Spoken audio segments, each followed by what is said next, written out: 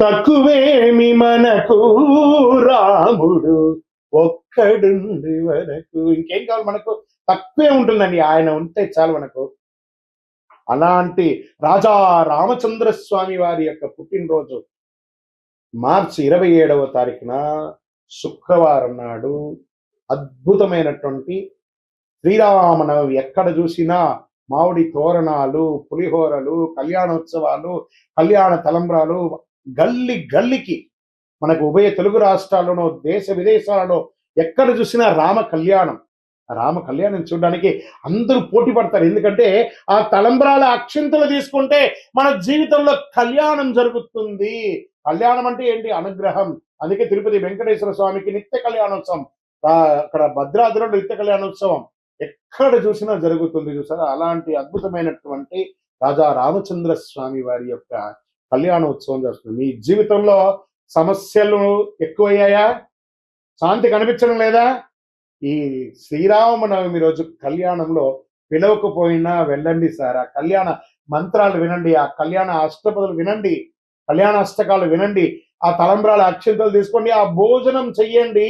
అద్భుతమైనటువంటి ఫలితాలు పొందుతారు. శ్రీరామ జయ రామ జయ జయ రామ అనే మంత్రాన్ని, తారక మంత్రము ఒక్కసారి చెప్పినా చాలట. విష్ణు సహస్రనామం మొత్తం చెప్పకపోయినా శ్రీరామ రామ రామేతి రమే రామే మనోరమే సహస్రనామ తత్తుల్యం రామనామ వరానని ఇలా 3 సార్లు చెప్తే సహస్రనామం చేసినంత ఫలితం అంటే. అందులోనూ రాజా రామచంద్ర స్వామి వారు పుట్టినరోజు ఆయన గుర్తిస్తే ఎంత ఆనందపడతారు కదా ఆయన. ఈ స్వామి వారికి ఇక్కడ దేవుడి గురించి కూడా మనం అప్పుడప్పుడు తెలుసుకోవాలి. ఆ సమయం వచ్చినప్పుడు దేవుడు మన జీవితంలో చక్కటి ఫలితాన్ని ఇస్తుంటాడు. ఏ రకంగా చెప్తాచో, రావణుడు మన అహంకారం, సీతమ్మ మన యొక్క పవిత్రత, హనుమంతుడు మన భక్తి, మనస్సులో రాక్షసత్వాన్ని జయిస్తే మనమే రాముడు. అలాంటి రాముడికి ఎందుకు కష్టాలు వస్తాయి మనకు? కోపం, అహంకారం, అసూయ, ఇవే మన సమస్యలకు మూలం.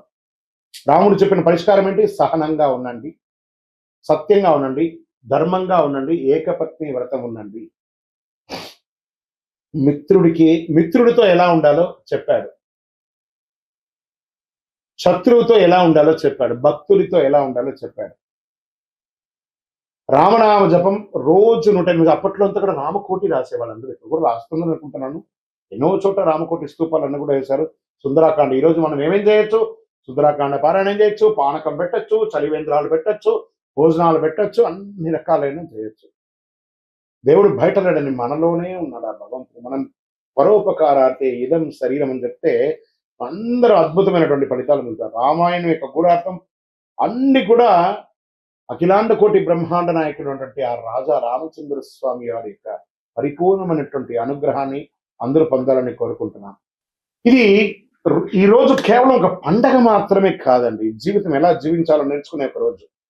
ఈ రోజున రాముడు అవతరించి ధర్మాన్ని కాపాడాడు, తండ్రి మాట కోసం రాజ్యాన్ని వదిలాడు, 14 సంవత్సరాల అరణ్యంలో గడిపాడు, కష్టాలను ధైర్యంగా ఎదుర్కొన్నాడు. ఇదే మనకు పాఠం. సత్యం మాట్లాడమని చెప్పాడు. చేద్దామా?